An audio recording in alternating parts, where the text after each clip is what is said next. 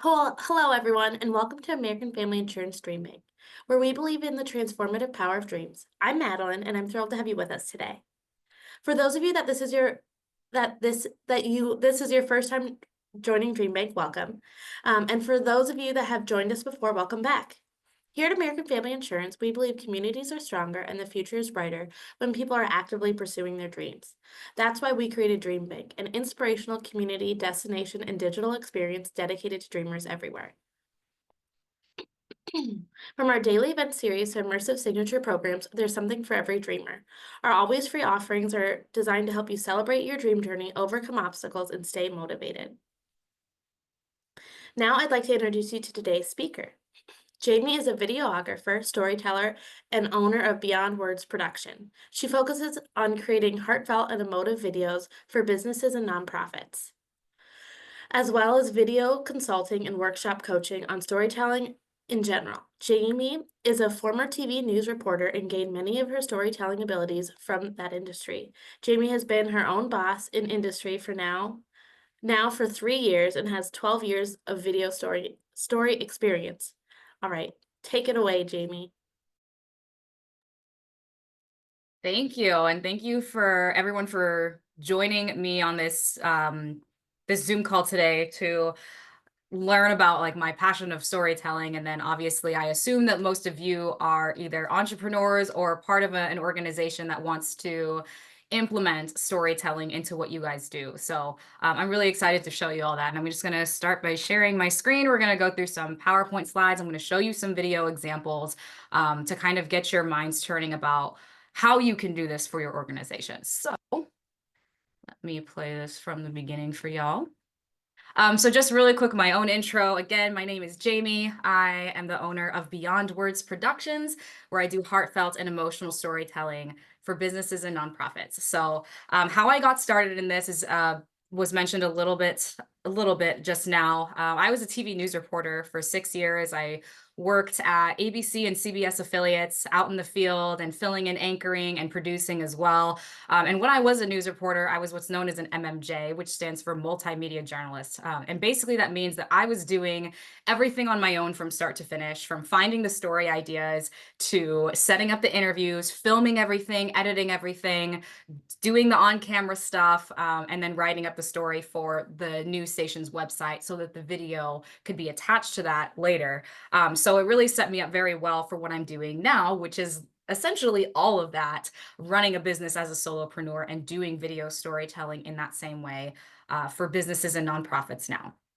And one of the reasons of why I fell into the heartfelt and the emotional side of things is because when I was a news reporter, those were not only just my favorite stories to tell, but I saw the impact that it had when you could really tug on people's heartstrings and make people care about something that they might not otherwise care about and they might not otherwise know about. And so when I was starting my business, I would see all these videos that businesses and organizations would be posting online, and a lot of them did not have the emotional tie to them. So it really didn't give people anything to hold on to or to remember them by or to connect to them by. And I was like, there is such a huge gap in this, and there is a way that you can do videos for any business and any organization, even if you don't think you have stories, and even if you do not think that your business or your nonprofit is like emotive in nature or the stories don't come naturally. Like, everybody has stories to tell. It's just that not everybody is in the mindset to be able to find those. So hopefully, through what I'm teaching you today, it'll help you just get into the storytelling mode or help you think about different ways that you can do this for your organization. I also believe that in a world of AI, EI is equally as important, right? We have all this stuff about AI that we hear about on the news and word of mouth and all that, but EI, emotional intelligence, is also equally as important, right? Videos are just pictures in motion, and our job is to put the emotion into it. And then, really quick side note, Beyond Words Productions, the name of my business, came about because my mom actually came up with that when I was starting my business, knowing that I like to tell heartfelt stories. My mom said if a picture says 1,000 words, your videos will leave people beyond words. And so that's how the name of the business came to be. And it was just so in line with what I'm trying to do by spreading more love and empathy into the world, which then results in ROI for your business just naturally. So I wanted to go over this study that I refer to a lot. It's done by a company called Wise Owl, who basically took a bunch of like nearly 1,000 different businesses who wanted to participate in this study on how video marketing works for them. So this premise of reasons why people originally did not use video in their marketing tactics, and I'm sure some of you who are in the audience now can relate to this. If you go down this picture here, it says 30% of people lacked the time to create it. 18% just didn't know where to start. Some people were not able to convince their bosses about the need to invest in this. They thought it was too expensive. They didn't feel it was needed. And then they just didn't know about the ROI that's related to video storytelling. So, but the people that felt that way and then participated in it, these were some of the results. 39% of them started out with just doing video testimonials, right? This is just getting clients' stories that you've worked with and talking about the impacts that your product or service or whatever made in their lives. And so this was the most popular use for video marketing in 2024. 91% of those people saw an increase in people doing business with them after watching a video. It gave them more authenticity, and it gave them more credibility when you had somebody else going on camera and talking about the benefits of working with you. There's benefits to you talking about it as well, but people almost expect you to say good things about your organization. So when you can get somebody else to go on camera who has absolutely nothing to gain from doing so, like that's where that credibility is built. And then this last point here just kind of goes into like the most effective videos. So 30 to 60 seconds was the most effective length. That's especially true on social media. And then the next most successful was the 1 to 2 minutes, 2 to 3 minutes, and then 3 minutes. Like that's just the natural progression of things, right? People have such short attention spans online that you're not guaranteed anybody's attention. And this is actually something that is studied by news organizations as well. And this is why when you see stories that air on the news, that they're only given about 1.5 to 2 minutes of airtime. And it's because people stop watching after that 90-second to 2-minute mark. So you want to make sure that your story is super condensed in that amount of time. And it doesn't need to include everything. It just needs to be enough to hook people into caring about you and wanting to learn more. So stories are all about finding your why. A lot of people that I see sharing videos share their what, right? What they do. But I always tell people like what you do is not unique, right? None of us are in industries that there is nobody else doing this, right? If you're a banker, a mortgage lender, a realtor, videographer, whatever it is, there is somebody else out there doing the same thing as you, probably thousands of others that might be doing the same thing as you. So videos really give you a chance for you to say, okay, why me? Out of all these other people that you have to choose from, why me? So to get you in that sort of mindset, I'm going to stop sharing this screen because I want to go into like this first little sort of inspirational type of video about why finding your why is so important. So I'm going to share this screen with you and I'll full screen this. And we're going to watch this. This is just 3.5 minutes. So. How do I know? A lot of people, when they think of the phrase, how do I know, they always want to put the what behind it. How do I know what I'm supposed to do? The question that you really should ask is, how do I know why I'm here? Because when you know your why, your what becomes more clear and more impactful. If you know, like for instance, people know that I do comedy, but that's what I do. My why is to inspire people to walk in purpose.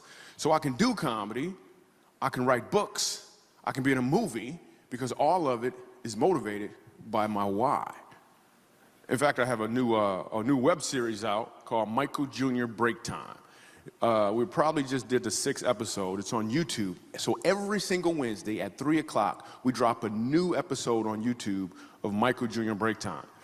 What it is it's me. I travel around the country and I do stand-up comedy, in case you didn't know. And in the middle of my comedy set sometime, I'll stop and just talk to my audience. And we've been filming this, and it's, you know, it's pretty cool. So we're in Winston-Salem. I'm gonna show you a clip from Winston-Salem. And I'm just talking to this guy in the audience, and he tells me that he's a musical instructor at a school.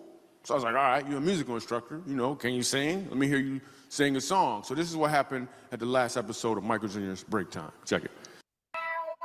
So you're a musical director? Cool. Yes, sir. All right, so let me get a couple bars of like Amazing Grace. Can you do the first part of that? Go ahead.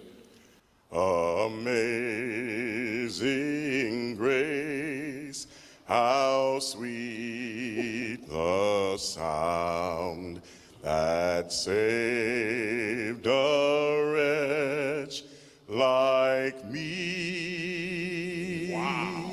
That bro could sing, you know what I'm saying? All right.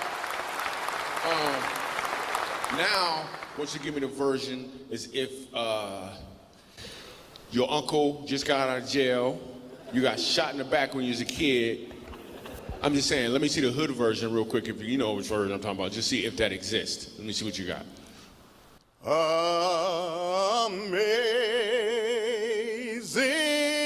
grace, how sweet the sound that saved a wretch like me. I once was lost, but now, right now I'm found, was blind, but now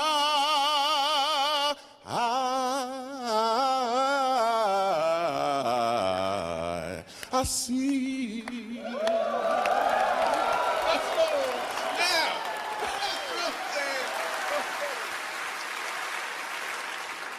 Okay, here's what I want you to catch. The first time I asked him to sing, he knew what he was doing. The second time, he knew why he was doing it. When you know your why, your what becomes more impactful because you're walking towards or in your purpose. All right, so I just love sharing that video with people. Going right now. Oh, sorry. Yeah. Oh, what is this? Hold on. Sorry. I don't know what that was. Okay, sorry about that. It's just playing the next video. All right, let me show you. I'm gonna share my screen with you again. We'll go back to the my PowerPoint slide here. So I just love showing that video because it just tells you that it just shows you the passion and the purpose that comes when you differentiate your what from your why. And every single business, every single organization has that why in many different forms. All right, switching. Here we go. Okay, so just in my work that I've seen, the most successful videos, and I'll walk you through some of these bullet points and what they mean. So the most successful videos show who you are and what you came from. This is usually the founder's story, right? The owner of the business, the founder of a nonprofit. This is the why they're doing what they're doing. And so there's two different stories that I say every business and every organization has, at least. You have the founder story and the customer stories, and both of those can highlight the underdog story. And oftentimes it's those stories that have the most profound impact, something that people can relate to. If they know your why, they might hear themselves and their own story in being able to relate to your reason why you are doing what you're doing.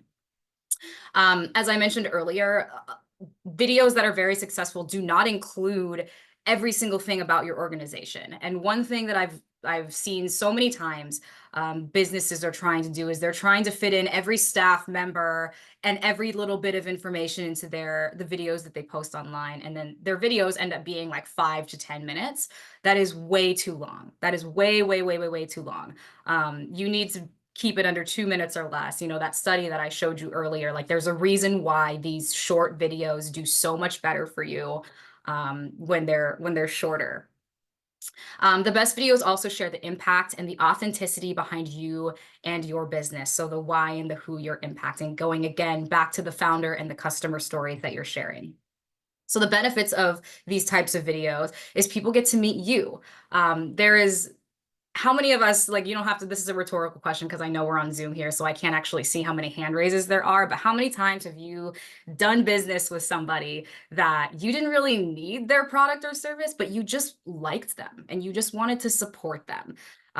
That's what these videos help you do, is they help people get to know you on a more personal level, right? So that's what we're trying to do here. It gives you an emotional connection. If you are not displaying some sort of emotional product, emotional service, and bringing that out of what you're doing, how are you ever going to sell to me, right? And I always use the example, sorry if there's any realtors in the room, this is not like a knock against realtors at all, but there's so many realtors out there, like so many. So it's like, and they're all doing the same thing, right? They're selling, buying homes for people, like, so why should I work with any particular one, right? And I also like to give the example of, like a construction company, like that's doing home remodeling. Like if they just put out a video that's saying like, oh, we're giving deals off of windows and doors and whatever. Well, if I'm not a homeowner and I'm never going to buy a home and that doesn't interest me at all, like how are you going to sell to me? If you tell a story about why the founder is doing what they're doing, and not making it about the what they're doing, the products they're selling, but you tell me a story about how you gave somebody on your team a second chance, like something similar like that. You tell me a story about the impact that you made in somebody's life through the organization and not through just how you made money off of somebody. That is how you spark a deeper emotional connection. And I actually do have that story example on my website. I'm not going to show it here today because we just don't have time, and I have other examples that I want to show you, but like I didn't just like make that up. Like that's like a legit like example of a story that I've told for a company that it did really, really well for them. Video is an investment in skills with a greater return, right? Like you're investing in marketing. So it works the same as a marketing tactic, right? It's not an immediate like overnight blow up in your business, but this is playing the long game. It's putting these videos online and putting yourself out there and planting the seeds so that people get to know you, they get to care about you. And storytelling should be a consistent thing for any business or organization to do. You can't just put out like one thing and then expect that to be sustainable for the rest of your business life.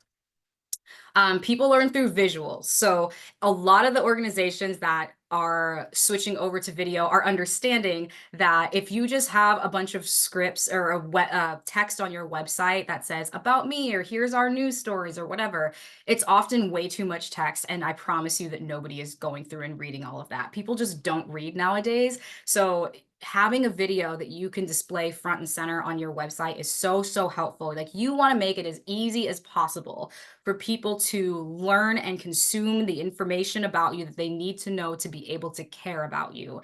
And then that actually increases the time that they spend on your website because now you've got them hooked and now they're actually interested in reading that information.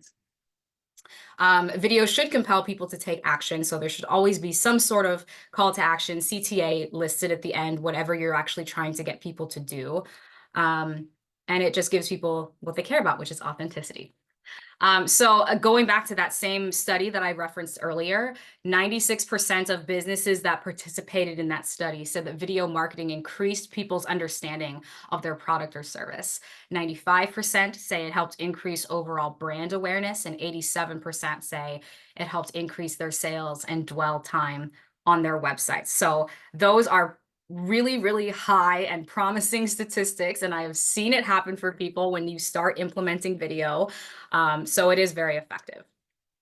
All right, so now I'm going to show you some examples. So I'll stop sharing this screen. We'll come back to that in just a second. But I am going to show you a few examples to get your minds going to how you tell stories. So let me share my screen. We'll just go through the longest video first, just because I do want to get through this one. So this one was about 5.5 minutes.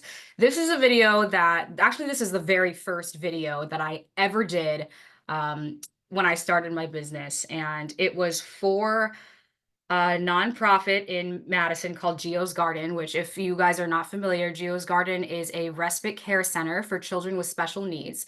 And I know that in my earlier slides, I said the shorter the video, the better. This was an exception, and this is also another reason why I'm showing you this, to show you how the exception works. So this video, as you can see, it's almost 6 minutes long.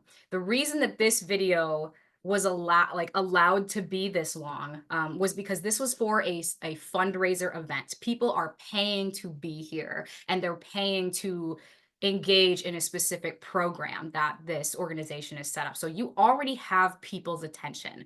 But when you're not playing at a fundraising event, and when you're just posting something online for people to see, you are not guaranteed anybody's attention. And people will scroll past if you start to bore them with your video. And 6 minutes is probably too long to keep people on Facebook or whatever you're deciding to do. So that's the reason why this is so long. I'm going to play it for you, and we're going to talk about why it was so successful after.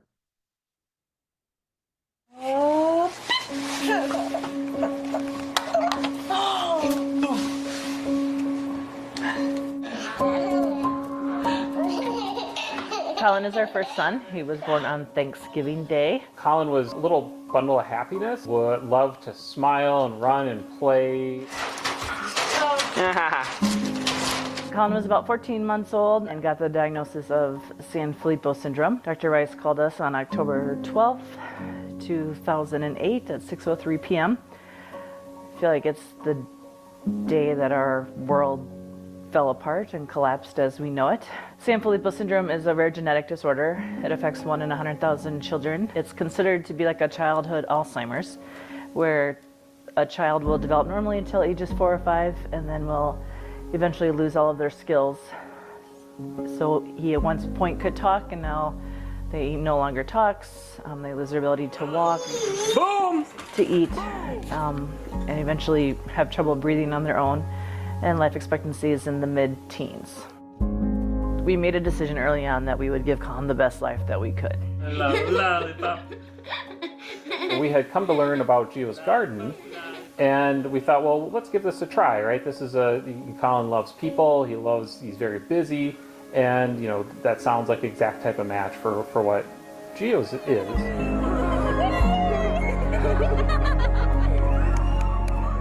And Colin clearly liked it very much.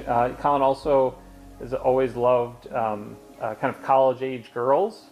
And so at the time, that really worked out really well with the staff that they had. And so he took a real liking to the staff. Grew to love it so much that, many times we would drop him off to go into Geo's, and he walked through the door, "I'm home." Well, everything he said and did was just showed how much he loved going there. And I was a respite care provider in 2012 when Colin was attending Geo's Garden. He was loud and rambunctious and hard to keep up with.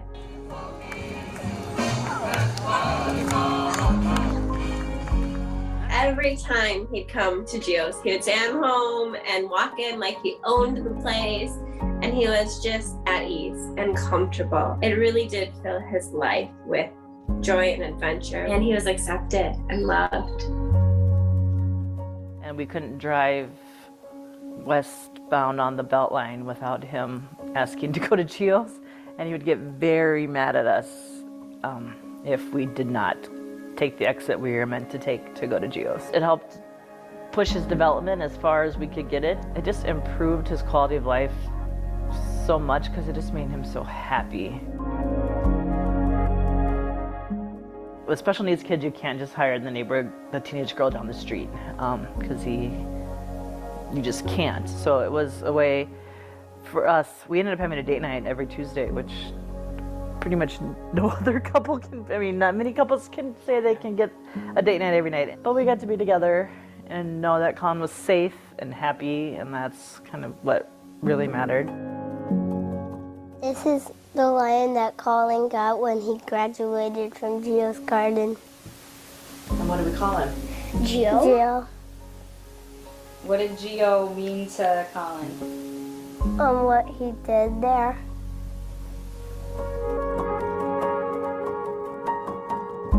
Dr. Rice sat us down and discussed that he was giving us all the signs that he wasn't going to be able to fight it. So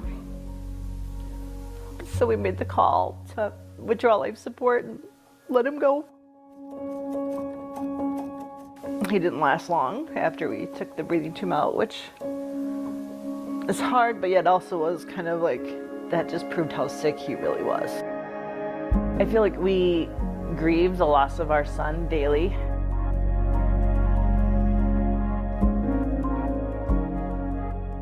That makes me happy when he had a good opportunity to have his time until San Felipe took over. I actually liked Colin so much. I loved him. He was my favorite member of the family. It's hard to explain, but you could tell he loved it and loved every second of it. And we are so blessed that we had that opportunity to be able to give him. I mean, I think it's a big reason why we're still involved with GEOS. I'm on the board of directors. We can't let it go. We always want Colin's legacy to live on through the people he's met, and then helping GEOS and still supporting GEOS and doing whatever we can for them as a way to give back to Colin and to helps ease the pain a little bit.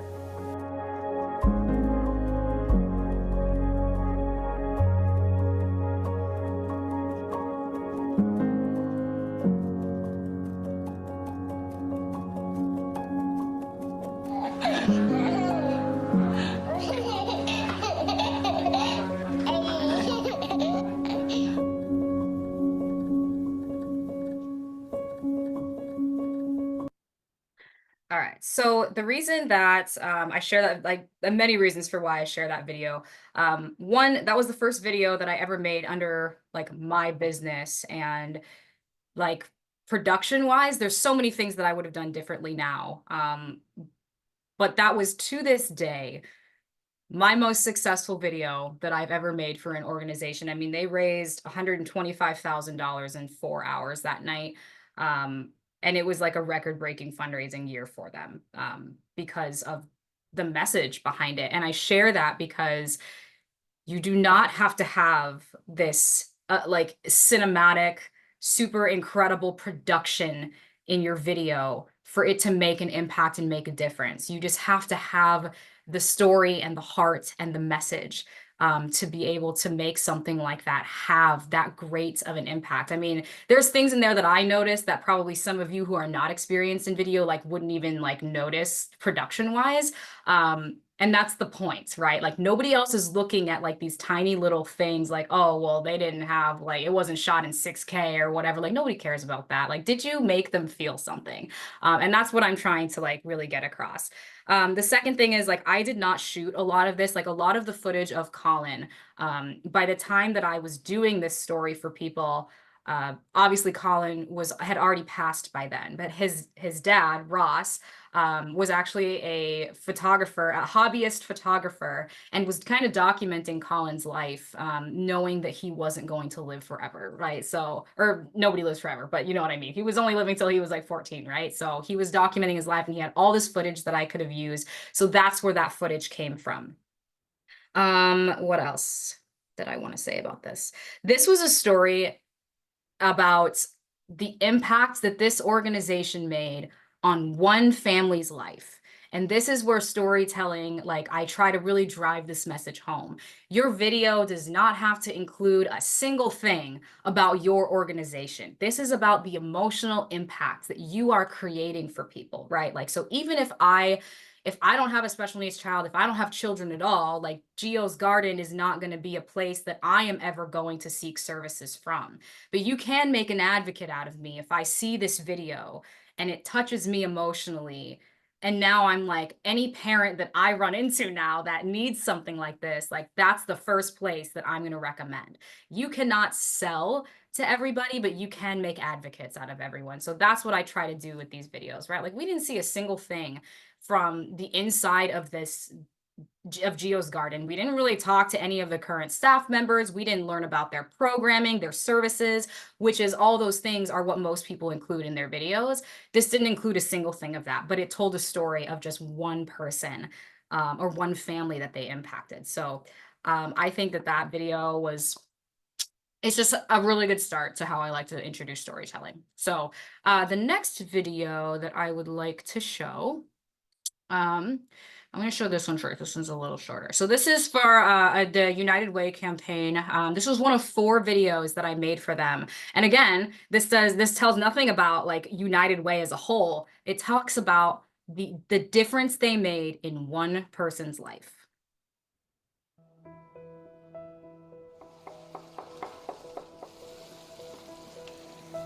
I don't think I will be where I am here without United Way. It's about the people that you get to meet, the person that can help you. In my language, we say both hands wash each other because there's no way you can wash one hand alone. And I felt like United Way was that second hand for me. I was coming out of a very abusive relationship, and I had to check into a shelter, and I was told that there was a program called Boardwalk Academy, and I got approved into the program. So coming out of the shelter, being able to go there every Thursday night and having dinner with like a family, and not being reminded that I was at that low point, that felt good. 2019, when I flee my home because of abuse, finding myself in the situation, I needed a safe place to work out of because I no longer had my kitchen. It was not possible to work out of the shelter. I have a special needs child. I cannot afford to leave my home. I cannot afford to leave everything I built the work for. And then I'm in a pickle wondering what it will be like if I get out of the situation. And you ponder, any woman who goes through abuse knows that it is the hardest thing to do to just walk away. United Way is definitely a sense of community and just that sense of belonging. Knowing that I had a safe place to work out of and then I could finally fly on my own, that meant the world to me because I knew even though I was so down and I was going to start from scratch, at least I had a place to start.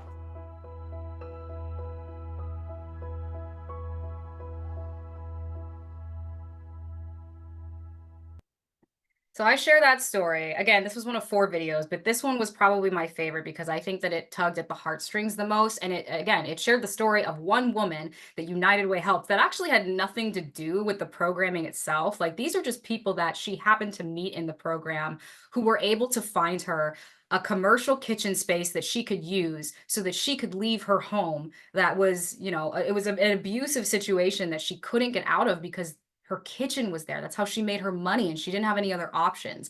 But United Way's staff like went above and beyond the parameters of this program that she was in, learned about her situation, found her a commercial kitchen space. And the happy ending to all of this that like actually just happened this year was Awa just opened up her own brick and mortar restaurant on Atwood. So like just the journey of that whole thing was just incredible to me. And that just showed the impact of what an organization did. So for any of you guys that are watching that have your own nonprofit or that have your own for-profit business, the stories are in the people who are doing business with you, and they're your stories as well.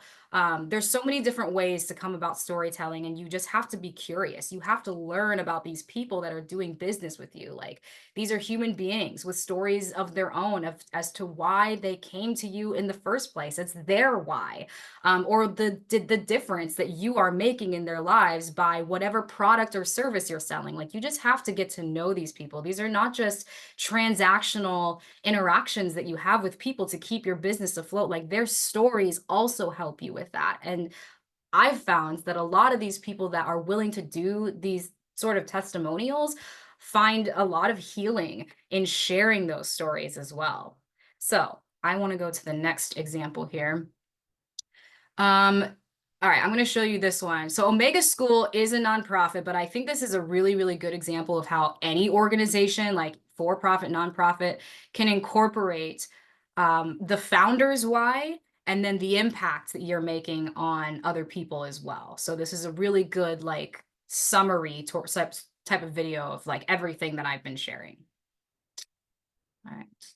Omega School, which has been around 50 years, helps young adults prepare for the GED exam. I've been at Omega School for now entering my 28th year. So I've had the opportunity to meet thousands of amazing people, and they just needed a little support to get where they have to go. Often they're the first ones in their families ever to finish high school. So they sort of been carrying that burden that they're going to be the first one, but once they get past that, it's just joy because they see their whole world opens up in front of them, and they see that once you get through this, you can probably get through most other things.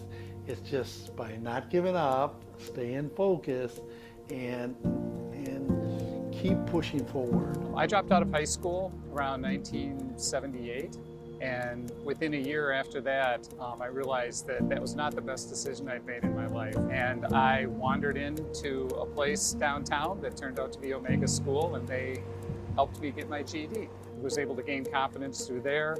I ended up transferring eventually to the university where I graduated with a degree in sociology. For me, it just opened up door after door after door, and now I'm the county executive in my hometown.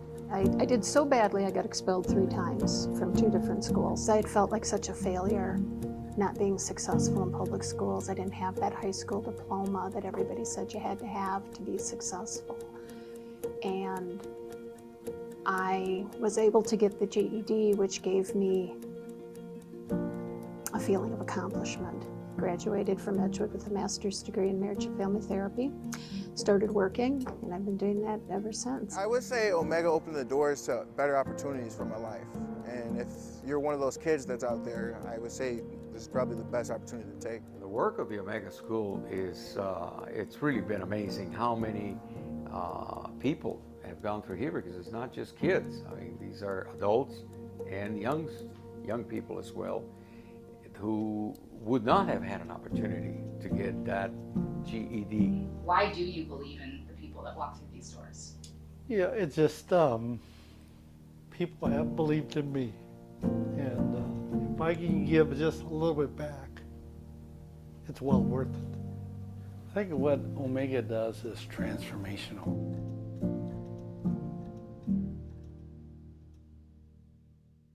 All right, so that's a video that doesn't necessarily focus on just one person, right? We heard from executive director, a lot of the other people that have went through that program, and showed the diverse range of people, so that it's kind of also breaking stereotypes as to who would need this type of service. Like, there's so many reasons why people drop out of high school and can't finish.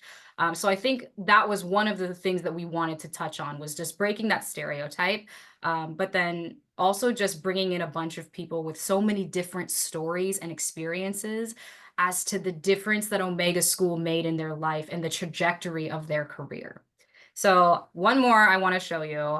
This is another kind of similar example of founder's story plus people that they've impacted in the community. And this is for Felicia's Donation Closet, which is another organization in Madison that helps furnish homes of women and children who are leaving abusive relationships.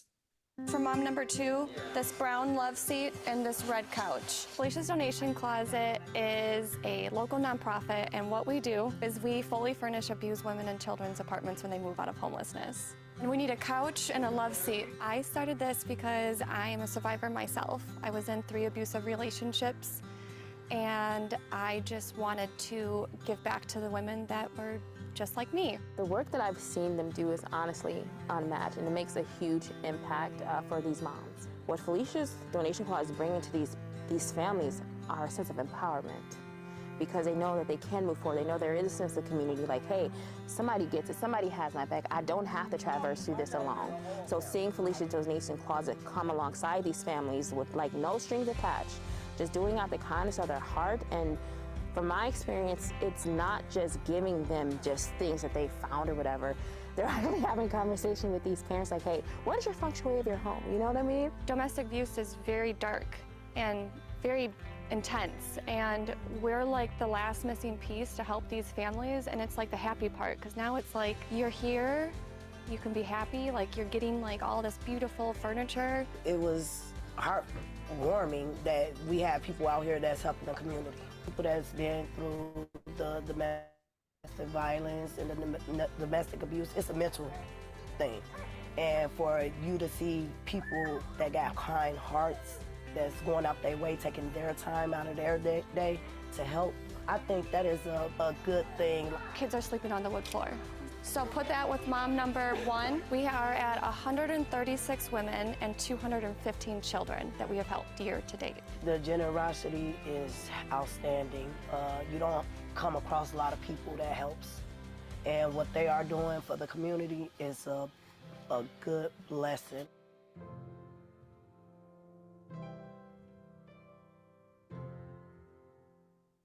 All right. So as I was mentioning earlier, like have the call to action at the end, right? They wanted this video to be multi-purpose for whether you want to volunteer, whether you want to donate, whatever you are compelled to do after watching this video.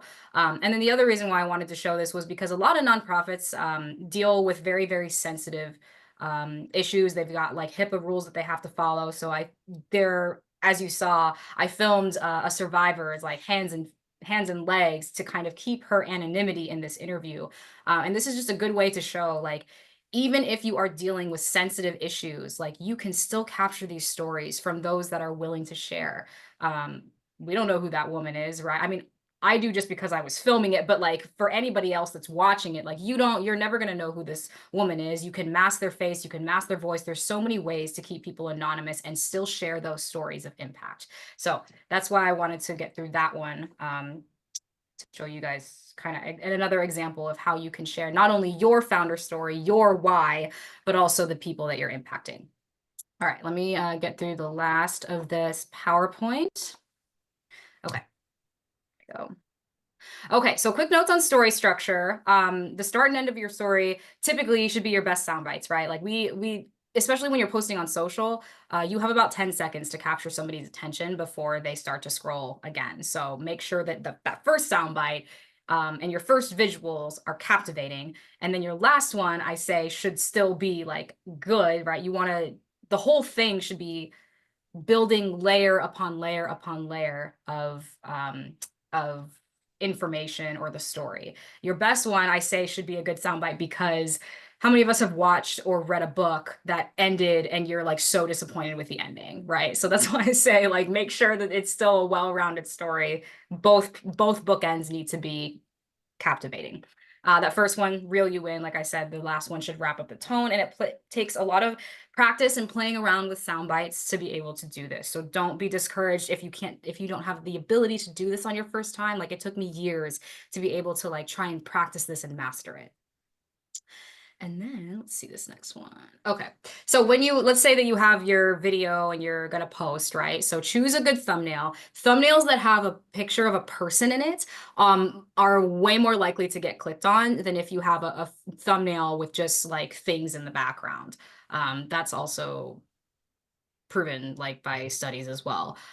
Include social captioning. Most social platforms will actually automatically do this for you. But if you're posting like to your website or to YouTube or whatever, like I always try to include social captioning at the bottom for several reasons. One is because it is inclusive for people who are deaf or hard of hearing. They will never be able to hear what your story is about if you don't include those things. And secondly, if people are watching this video, a lot of people watch videos on social with the sound off. So you want to make sure people can still follow and get the information that they need to without ever turning the sound on. The other example I give is because a lot of people are watching videos during meetings and they can't have the sound on. So make sure that you have the closed captioning so that people can still get the message without turning the audio on. And then attention grabbing caption, right? It's not just about you don't just post the video and just be like, all right, cool. Like, let's see where it goes. Like you want to have a hook to make people want to click on it and watch it. So this is just an example that I give. It's not like the end all be all example, but just to kind of give you an idea of good captioning. So a bad example would be like to post something and just be like, check out this video showing our founder startup story. Like if I'm just scrolling, like that gives me no reason to really like stop and watch. But something that is a little bit more descriptive and piques a little bit more curiosity might be if you're an organization saying, many of you see what we do, but most people don't know why. The story of our business started from rough beginnings, and like any good story, this one has twists, turns, heartbreak, and triumph, a true underdog story that will leave you both surprised and inspired. Again, that doesn't have to be what you say. I'm just trying to make the example comparison as to like what might pique someone's curiosity a little bit more than the bad example that I gave. Okay. And then other ways to get your story out there. So once you have your video, send that video in email newsletters, play it at fundraisers, workshops, and events. Send it directly to donors or new clients that you might have, to show people and get them emotionally invested in what you're doing. Repurposing your raw footage. So in several of the videos that I showed you, actually, there was a lot of stuff that did not make it into the 2-minute video that I showed you. And those actually turned into other breakout stories that we did for the organizations, right? So like Felicia's donation closet, for example, that was like their main video that they did that gave a really good overview of who they are, why they're doing what they're doing, why you should care. But then for all of the, like the voice of the survivor, we turned her unused sound into a completely new 30 to 60-second video that she could use to kind of promote who they're helping. And then the person from UW that we featured in that video, just talking about like the impact in the community that she was making, we also took a lot of her unused sound and made it into a new 30 to 60-second video. So she had additional content to continue to promote what she was doing. So lots of different things that you can do with what you're shooting and putting out there. Posting tips of the week to establish your credibility. So this is also like when you're doing video and stories, like the more that you do and the more like tip of the week that you do, like say that you're a realtor, right? Like you giving tips and showing up on camera and telling your story of how you came across this tip, like doing those things and posting consistently helps you establish authority in whatever field you're in. And then it just keeps you top of mind for people whenever they think of someone to do that service or that product, whatever. Like you are going to be the first person that pops into their head. And then the other thing that I tell people is if you are not already active, like posting your stuff online, at least if you know that there is a big video coming that you want people to watch and share, start being active before that, like post teasers and leading up to that main video premiere and post behind the scenes and post all this stuff that can get people intrigued so that when you actually post the video, you've already got so many people like invested and curious about what that video is, and then you've got more eyes on it, but at the time that you share it. All right, so there's several things that I want to end on, and these are just motivational things that I tell people. So approach your message differently. If I asked you to tell me about your product without actually telling me about the features of that product, what would you tell me? When there is no product, what's left? The people who are using it, a story about what it gave to them. How did it improve their quality of life? Tell me a story that I can relate to, not because you think I need your product, but because I will understand and feel what that person felt. Those thoughts will last a lot longer and resonate deeper than remembering cool things about what you sell. Stories also open up our hearts and mind. They make our brains ease into decision making because when we are impacted emotionally, it makes your sell an easy yes. There is no data to process, no statistics to fact check. There is just raw emotion that your heart and mind already accept. You are not selling a thing, you sell an emotion, something that makes people feel more attached to your organization. It's not about tech, it's about quality of life and what did that thing do for them.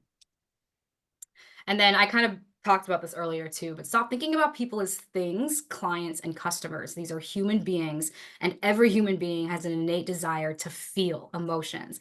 Business storytelling will help you bring more meaning and focus to your work and the people you work with. Businesses are human by nature. You strip away the buildings, the machines, the patents, the logos, and what's left are people looking for something meaningful to belong to. People have to see themselves in what you're doing, or they won't work with you or for you. I think that was all. Yeah. So I think it's time now to open it up to questions. Wonderful. And we had one, I don't know if you already answered, but how do you approach and choose your people for the stories? Sometimes the organizations already have an idea of who they want to feature. Other times people have no idea like where they're getting started. So I will often like get on a Zoom call with them and ask them like, I'll pretty much like pick their brain and really dissect what they're doing in their business. And like, I'll go through all of their different programming and services. And I'm like, okay, I need you to find me someone from that program that's X, Y, and Z, just depending on what the situation is.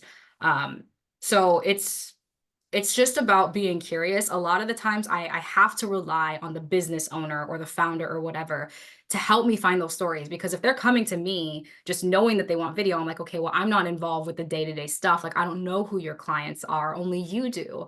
And a lot of times they can't share that information with me because they have to be HIPAA compliant. So I really need to almost teach them like how to be curious and how to approach people and ask them about sharing their story. So I hope that helps a little bit.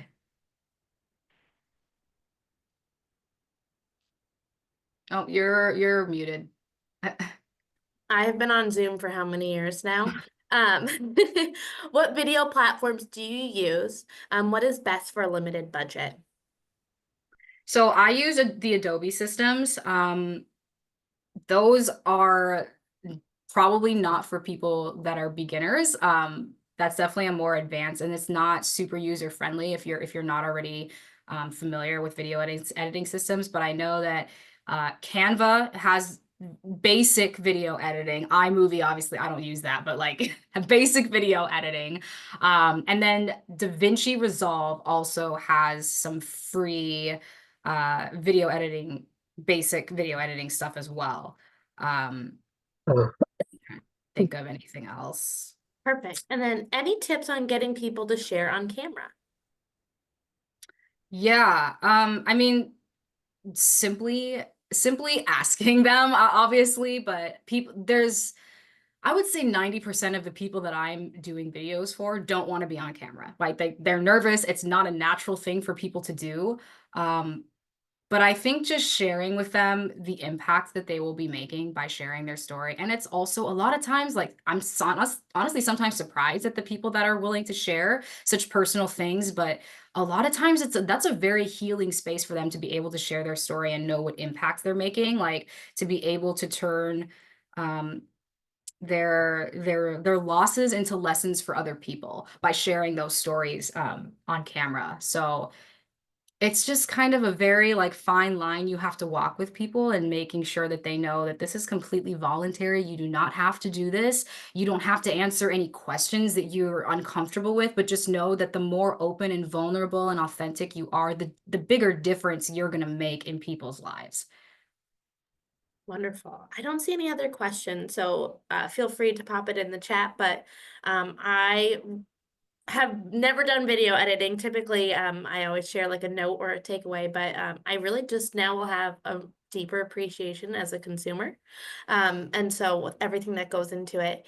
But thank you so much for your time. And until next time, friends. Bye. Thank you.